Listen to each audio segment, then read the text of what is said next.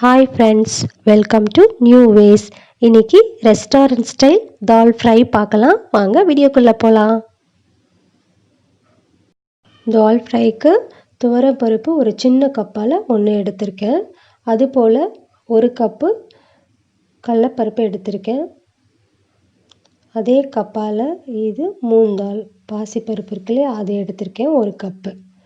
இதை எல்லாத்தையும் வாஷ் பண்ணி குக்கரில் ஒரு 3 விசில் அளவுக்கு வச்சா போதும். பருப்பை நல்லா வாஷ் பண்ணி 3 விசில் வச்சுருக்கேன். இது அப்படியே இருக்கட்டும். தால் ஃப்ரைக்கு ஒரு 3 சின்ன சைஸ் தக்காளி கட் பண்ணி வச்சுருக்கேன். ஒரு அரை வெங்காயத்தை கட் பண்ணி வச்சுருக்கேன். ஒரு கொத்து கருவேப்பிலை, 2 பச்சை மிளகாய், கொஞ்சம் கொரியாண்டர் லீஃப் வச்சுருக்கேன். பருப்பு எடுத்து வச்சுருக்கேன். 3 விசில் தான் வச்சுருந்தேன். நல்லா வெந்துருச்சு பாருங்கள். இந்த அளவுக்கு இருந்தால் போதும். ஓகே, மசாலா என்ன தேவைன்னு பார்த்துக்கலாம். இது தனி மிளகாய்த்தூள் 1 ஸ்பூனு, இது கரம் மசாலா 1 ஸ்பூனு, இது தாளிக்கிறதுக்கு எல்லா ஸ்பைசஸும் வச்சுருக்கேன். இது கஸ்தூரி மேத்தி, கொஞ்சம் தேவையான அளவு உப்பு. தால் ஃப்ரை பண்ணுறதுக்கு ஸ்டவ் ஆன் பண்ணிவிட்டு ஒரு வானலில் 3 ஸ்பூன் அளவுக்கு எண்ணெய் விட்டுக்கோங்க. எண்ணெய் ஹீட் ஆனதும் எல்லா ஸ்பைசஸையும் ஆட் பண்ணிக்கலாம். ஓகே, ஹீட் ஆகிடுச்சு, ஆட் பண்ணுறேன். இது பொரிஞ்சதும் கூடவே பச்சை மிளகாவையும் சேர்த்துக்கலாம். பொரிஞ்சிருச்சு, பச்சை மிளகாவை சேர்த்துக்கிறேன். இப்போது ஆனியன் சேர்த்துக்கிறேன். ஆனியன் எல்லாத்தையும் சேர்த்துட்டு நல்லா வதங்கட்டும். வெங்காயமும் தக்காளியும் வதங்கிறது தான் இதில் இம்பார்ட்டண்ட்டு. இப்போது கருவேப்பிலை சேர்த்துக்கிறேன். நல்லா வதங்கிருச்சு ஓரளவுக்கு.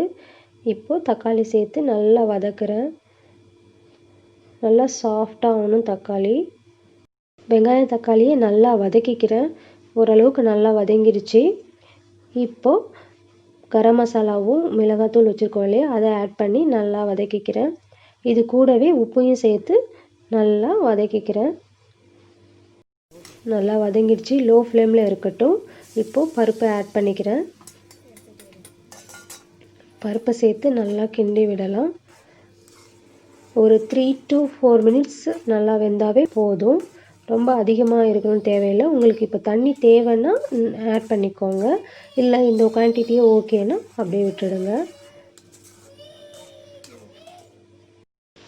பருப்பு இறக்கிறதுக்கு ஒரு 2 மினிட்ஸ் முன்னாடி கஸ்தூரி மேத்தியை நல்லா கையால் க்ரஷ் பண்ணிவிட்டு உள்ளே சேர்த்துக்கோங்க. இந்த ஸ்மெல் நல்லா சூப்பராக இருக்கும்.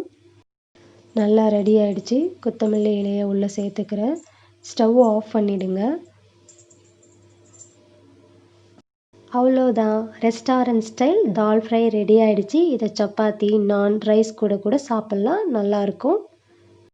நீங்களும் இதை வீட்டில் ட்ரை பண்ணி பாருங்கள். ட்ரை பண்ணிவிட்டு உங்களுடைய ஃபீட்பேக்கை கமெண்ட்ஸில் சொல்லுங்கள். தேங்க்யூ ஃபார் வாட்சிங். தேங்க்யூ.